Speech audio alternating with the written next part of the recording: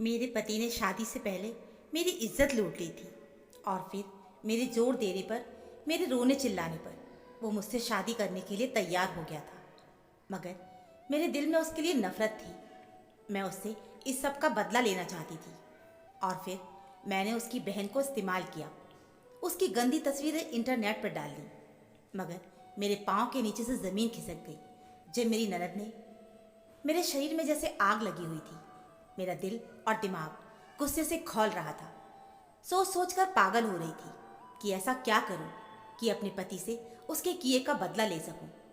आज मेरे पति ने कहा था कि वो आज घर पर नहीं आएंगे और मैं उनका इंतज़ार ना करूं। मैंने तो इस बात पर शुक्र किया था। आज मेरे पास समय ही समय था। मैंने अपने माता पिता से बात करने के लिए उनका नंबर मिलाना शुरू कर दिया। मगर माँ मेरी आवाज़ सुनते ही फ़ोन बंद कर देती। तुम हमारे लिए मर चुकी हो। खुशी, तुम्हें कितनी बार कहें कि यहाँ पर फ़ोन मत किया करो। तुम्हारे पापा भी तुम्हारी आवाज़ सुनकर टेंशन में आ जाते हैं। माँ ने कितनी आसानी से ये बात कह दी थी। मुझे अपने कानों पर विश्वास नहीं हो रहा था कि मेरे पेरेंट्स मेरे साथ ऐसा भी कर सकते थे। मैं गुस्से से कमरे में चक्कर लगाने लगी। मेरे दिमाग में यही सब चल रहा था कि मैं अपने पेरेंट्स को कैसे मनाऊं। जो कुछ हुआ था उसमें मेरी कोई गलती नहीं थी। ये सब तो राज ने किया था और वो कितनी आसानी से अपने घर वालों के साथ पहले की तरह खुशी से रह रहा था। उसे तो जैसे इस बात का एहसास ही नहीं था कि उसने मेरी जिंदगी बर्बाद कर दी है। वो बहुत खुश था कि उसने अपने प्रेम को पा लिया है। मगर मेरे दिल में उसके लिए कितनी नफरत थी, शायद वो उसका कभी अंदाजा भी नहीं कर सकता था। मैं हर वक्त उससे बदला लेने के तरीके सोचती रहती थी कि मैं ऐसा क्या करूं कि उसे भी अपनी गलती का एहसास हो जाए और वो भी ऐसी ही तकलीफ से गुजरे जैसी तकलीफ से मैं गुजर रही थी। जब मैं आंगन में आई तो मुझे एक तरफ से किसी की बातें करने की आवाज़ सुनाई दी। अब मैं बुरी तरह से चौंक गई थी कि ये बातें करने की आवाज़ किसकी थी। कौन था जो आधी रात को घर वालों से छिपकर यहाँ पर बैठा हुआ था। ये आवाज़ें नौकर के क्वार्टर की तरफ से आ रही थी। ये वॉचमैन कुछ समय पहले ही मेरे पति ने घर में रखा था ताकि हम लोगों की सुरक्षा हो सके। इस एरिया में पिछले कई दिनों से चोरी जैसी वारदातें हो रही थी। मेरे पति को डर था कि कहीं ऐसा ना हो कि हमें भी कोई नुकसान पहुंचा दे, इसलिए उन्होंने वॉचमैन का इंतजाम कर दिया था। वो एक नौजवान लड़का था जो देखने में इतना सुंदर कि उसे देखकर कोई भी इंसान उसे देखता ही रह जाए। शहजादों जैसी सूरत होने के बावजूद भी वो नौकरों जैसी जिंदगी गुजारने पर मजबूर था। मगर उसकी आंखों में मुझे अजीब सी चालाकी नजर आई थी और मैं सोच कर रह गई थी, मगर ये बात मैं किससे कहती। मेरी सास तो मुझे कुछ समझती ही नहीं थी। ऐसे में मेरे पति थे जो मुझे दीवानों की तरह चाहते थे, मगर मैं उनसे दूर भागती थी। उन्होंने मेरे साथ जो किया था उसने मुझे मेरी अपनी ही नज़रों में गिरा दिया था। उनसे मोहब्बत करना तो दूर की बात थी, मैं उनकी शक्ल भी नहीं देखना चाहती थी। मैं उस वक्त क्वार्टर के पास आई तो क्वार्टर की खिड़की हल्की सी खुली हुई थी और कमरे में हल्की हल्की रोशनी भी जल रही थी। मैंने ज़रा सा कमरे में झांक कर देखा तो मेरे पैरों तले ज़मीन खिसक गई थी। पहले तो मैंने सोचा कि मैं शोर मचाकर अपनी सास को यहाँ बुला लूँ और उन्हें बताऊँ कि उनकी बेटी क्या गुल खिला रही है। मगर फिर मेरे होठों पर यह सोचकर मुस्कान आ गई थी कि यही तो मौका है मेरे पास बदला लेने का। और अब मैं अपने पति से बदला लेने के लिए बेताब हो रही थी। मुझे अंदाज़ा हो गया था कि मुझे क्या करना है। अब मेरे पति के साथ वही होने जा रहा था जो उन्होंने मेरे साथ किया था। कुछ दिन पहले तक तो मैं अपने पेरेंट्स के साथ एक बहुत अच्छी ज़िंदगी गुजार रही थी। उस दिन मैं अपने दोस्तों के साथ पार्टी कर रही थी कि तभी राज की नज़र मुझ पर पड़ी थी। वो भी अपने दोस्तों के साथ वहाँ आया हुआ था। मुझे देखकर उसने अपना दिल मुझ पर हार दिया था, मगर मैं उसकी तरफ बिल्कुल भी आकर्षित नहीं हुई थी क्योंकि मुझे इन सब चीज़ों में कोई रुचि नहीं थी। मुझे तो बस अपना करियर बनाना था। मेरी दुनिया में अपने पेरेंट्स से ज़्यादा कोई भी अहमियत नहीं रखता था और यही वजह थी कि मैं उसे नज़रअंदाज करती रही। उसे कहने लगी कि तुम ये सब मत करो, मैं कोई ऐसी वैसी लड़की नहीं हूँ। और वो न जाने मेरी बात को क्या समझा। कहने लगा, मैं भी तुम्हारे साथ टाइम पास नहीं कर रहा हूँ, मैं तुमसे शादी करना चाहता हूँ। मैं अपने पेरेंट्स को तुम्हारे माता पिता के पास भेजूंगा। मैंने उसकी बात पर ज़्यादा गौर नहीं किया क्योंकि मुझे लगा था कि वो सिर्फ वक्त गुजारी करने के लिए ऐसी बातें कर रहा है, वो भी आजकल के लड़कों की तरह जो कि संजीदा नहीं होते और लड़कियों की जिंदगी बर्बाद कर देते हैं। मगर उसके पेरेंट्स जब मेरे माता पिता के पास आए और कहने लगे कि बच्चों की जब मर्जी शामिल है तो आप शादी से इनकार मत करें, आपकी बच्ची भी हमारे बेटे को चाहती है। जब मुझे माँ ने ये बात बताई तो मेरा तो गुस्से से दिमाग घूम गया था। वो होते कौन थे मेरे बारे में इतनी बड़ी बात कहने वाले? मैंने तो उनके बेटे को कभी गौर से देखा भी नहीं था। उसके साथ शादी करना तो दूर की बात थी। उस दिन राज अपने दोस्तों के साथ खड़ा था और मैं उसके पास गई और उसके दोस्तों के सामने उसे खूब डांटा और कहा कि आगे से अपने पेरेंट्स को मेरे घर मत भेजना, मैं तुम्हारी शक्ल भी नहीं देखना चाहती। इसके बाद भी राज मेरे रास्ते में आता ही रहा। एक दिन जब उसने मुझे बहुत तंग किया तो मैंने उसे एक थप्पड़ लगा दिया। तब उसे बहुत ज़्यादा गुस्सा आ गया। कहने लगा कि मैं तुमसे इसका बदला लेकर ही रहूँगा, जो तुमने मेरे साथ किया है वो अच्छा नहीं है। मैंने उसकी बात को अब भी गंभीरता से नहीं लिया था। मुझे लगा था कि वो गुस्से में ऐसा बोल रहा है। मेरी दोस्त माही मुझे कहने लगी कि तुमने ये गलत किया है, तुम्हें ऐसा नहीं करना चाहिए था। राज बहुत गुस्से वाला है और मुझे लगता है कि वो तुम्हें कभी माफ़ नहीं करेगा। मगर मुझे सबकी कोई परवाह नहीं थी। एक दिन मुझे कॉलेज से जाते हुए राज ने अगवा कर लिया था और एक फ्लैट में ले जाकर मुझे उसने बंद कर दिया। मेरे घर वाले नहीं जानते थे कि मैं कहाँ पर थी। वो मुझे ढूंढते रहे, कभी किसी एक दोस्त के घर पर तो कभी किसी दूसरे दोस्त के घर पर, मगर वो नहीं जानते थे कि मैं कहाँ और किस हालात में थी। मैं राज के पैर पड़ चुकी थी। मैं उससे कहने लगी कि मुझे वापस छोड़ दो, मेरे साथ ये सब ना करो, मगर वो कुछ सुनने को तैयार ही नहीं था। उसने मेरी इज्जत लूट ली थी और अब मेरे पास कोई रास्ता भी नहीं रहा था कि मैं उससे शादी कर लूँ। फिर वो मुझे लेकर एक मंदिर में गया। उसके कुछ दोस्त शामिल थे और शादी के बाद वो मुझे घर लेकर गया तो उसके माता पिता देखकर गुस्से में आ गए थे, क्योंकि मैंने उनके साथ बहुत बदतमीजी की थी और अब वो मुझे अपनी बहू स्वीकार करने को तैयार नहीं थे। तब मैंने राज के माँ बाप को भी धमकी दी कि अगर उन लोगों ने मुझे घर से निकालने की कोशिश की तो राज भी ये घर छोड़कर चला जाएगा।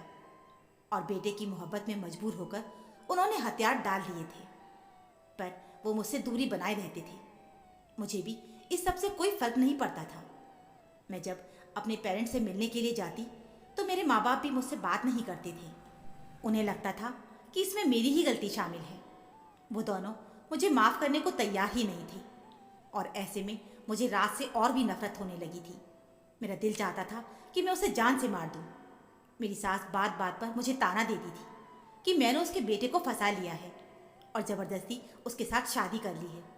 इस वजह से मुझे उनसे और नफरत थी। चाहती थी कि इन सब लोगों को उनके किए का मजा चखाऊं और अब मुझे इस बात का मौका भी मिल गया था। उसकी बहन उस लड़के के साथ मौजूद थी और दोनों ऐसी हालत में थे कि उन्हें देखकर मैं भी शर्म से पानी पानी हो गई थी। मैंने इन लोगों की वीडियो अपने मोबाइल में बना ली। मुझे अपना बदला लेने का रास्ता नज़र आ गया था। मैं सोचने लगी थी कि अब उन्हें भी दुनिया के सामने तमाशा बनना पड़ेगा। तब उनके दिल पर क्या बीतेगी, कैसा महसूस करेंगी। मैं अब ये सोच सोचकर खुश हो रही थी। और फिर अगले दिन मैंने वो सभी तस्वीरें नेट पर डाल दी थी और ये काम मैंने इतनी होशियारी से किया था कि किसी को पता ही नहीं चल सकता था कि ये काम किसने किया है और कैसे किया। एक एक करके ये वीडियो सब लोगों तक पहुंच गई थी। मेरी सास इन सब बातों से बेखबर थी, मगर ऐसा लग रहा था कि जैसे सिया को इस बारे में पता चल गया था, क्योंकि मैंने उसे दिन के समय बहुत ही परेशान देखा था। बार बार वो यहाँ से वहाँ टहल रही थी और बार बार किसी का नंबर भी डायल कर रही थी। मेरी सास बार बार कह रही थी कि यह अनुज कहाँ चला गया, मुझे बाजार से कुछ सामान मंगवाना था। बहुत ही कामचोर लड़का है, जब काम हो तो ये गायब हो जाता है। तब मैंने सिया के चेहरे की तरफ देखा। वो बहुत ही ज़्यादा परेशान नजर आ रही थी।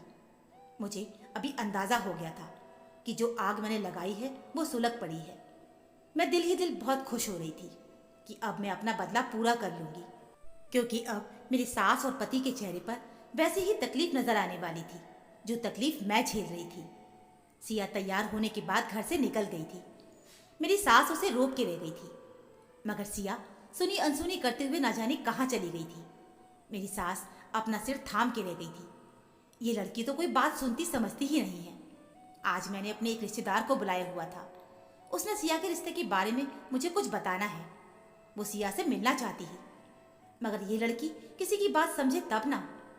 मेरी सास लगातार गुस्से में ऊंचा बोल रही थी और मैं ये सोचकर खुश हो रही थी कि अब तुम अपनी बेटी को इज्जत से अगले घर भेजने के बारे में सोचना छोड़ दो। अब कोई भी उसे ब्याहने के लिए इस घर में नहीं आएगा। आज मेरा पति भी बहुत ज्यादा लेट हो गया था और मेरी ननद का कहीं पता भी नहीं चल रहा था। मेरी सास का टेंशन से बुरा हाल था और मेरे ससुर बार बार मेरी सास को यही कह रहे थे कि तुमने अपनी बेटी को बहुत ढील दे रखी है। कहाँ है वो? तुम्हें कुछ मालूम है? जवान बेटी अभी तक घर नहीं आई और तुम कुछ नहीं जानती कि वो कहाँ है।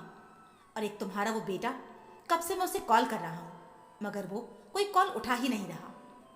मेरी सास रोते हुए कहने लगी, मैं क्या करूँ? वो सिर्फ मेरी ही नहीं, आपकी बेटी भी है। आपको उसे लगाम डाल के रखनी चाहिए थी। अब मेरी सास को भी अपनी गलती का एहसास हो रहा था, मगर अभी तो शुरुआत थी।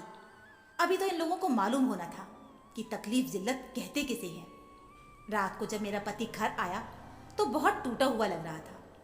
मैं उस समय अपने कमरे में होती थी, मगर आज इन लोगों का तमाशा देखने के लिए मैं हॉल में ही मौजूद थी। जो मैं चाहती थी सब कुछ वैसा ही हो रहा था। मुझे अंदाजा हो गया था कि सिया अब अपने घर वालों का सामना नहीं कर सकती। उसे घर वालों से डर लग रहा होगा कि उसके भाई उसे जिंदा नहीं छोड़ेंगे।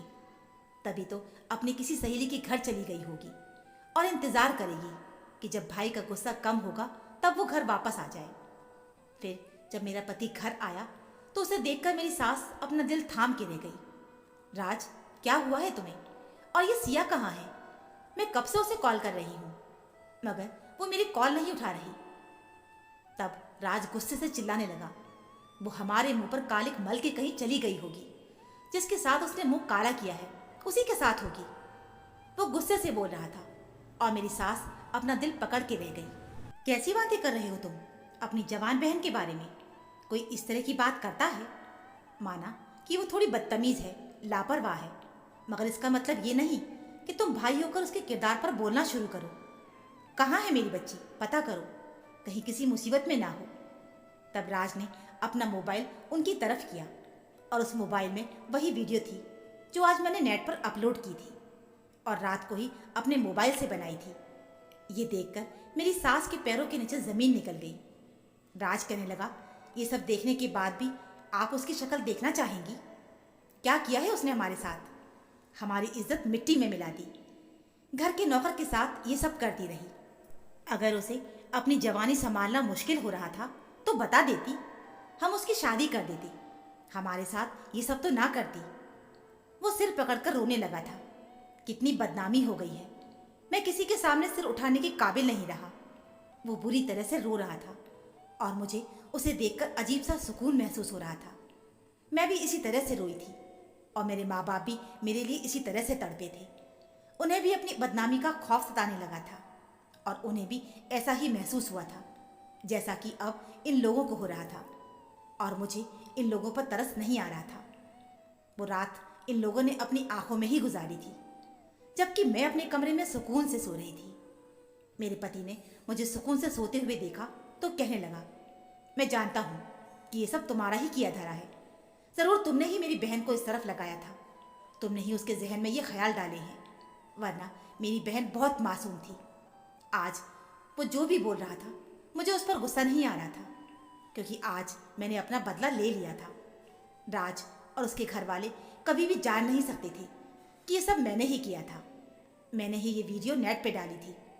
राज ने अब घर से बाहर निकलना ही छोड़ दिया था और मेरे सास ससुर का भी यही हाल था। वो लोग किसी के सामने सिर उठाने के काबिल नहीं रहे थे। मेरी सास का रो रो के बुरा हाल हो गया था।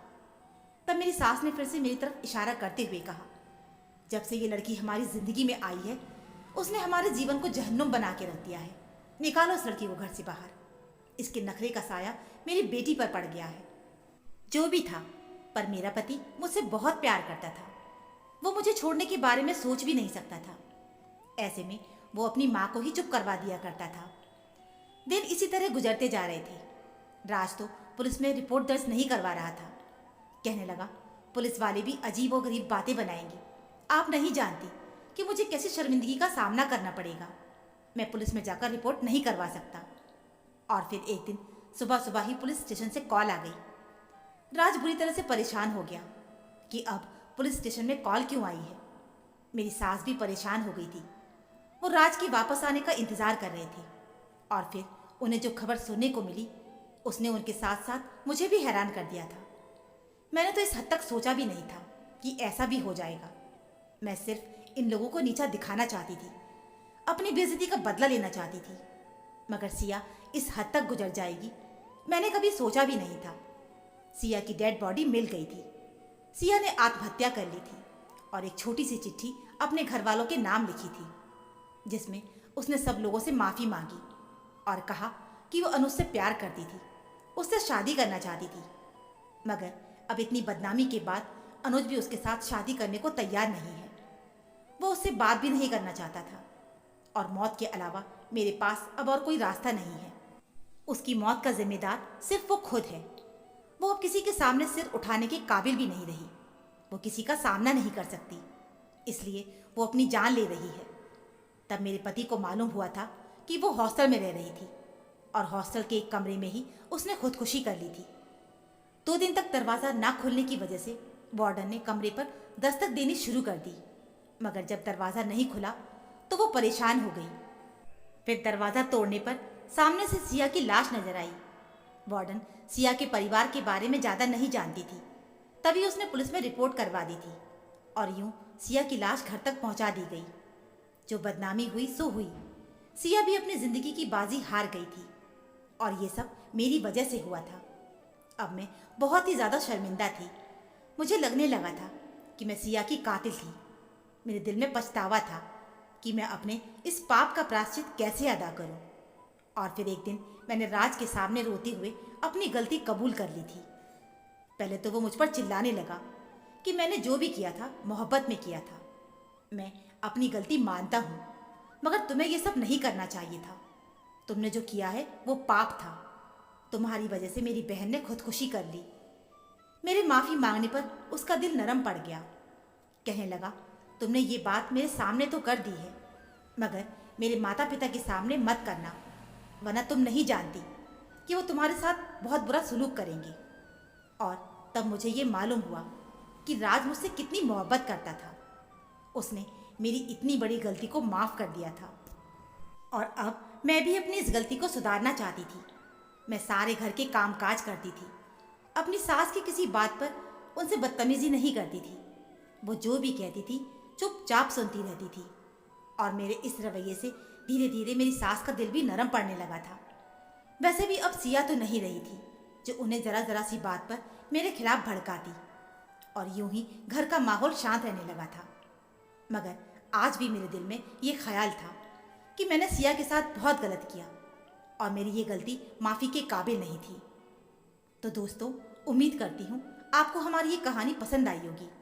कहानी पसंद आई है तो प्लीज़ वीडियो को लाइक करें, चैनल पर नए हो तो चैनल को सब्सक्राइब करें और हाँ, नोटिफिकेशन बेल को ज़रूर दबाएं ताकि अगली अपडेट सबसे पहले आपको मिले। तो चलिए मिलते हैं फिर एक नई कहानी के साथ। कहानी सुनने के लिए आप सभी का बहुत बहुत धन्यवाद।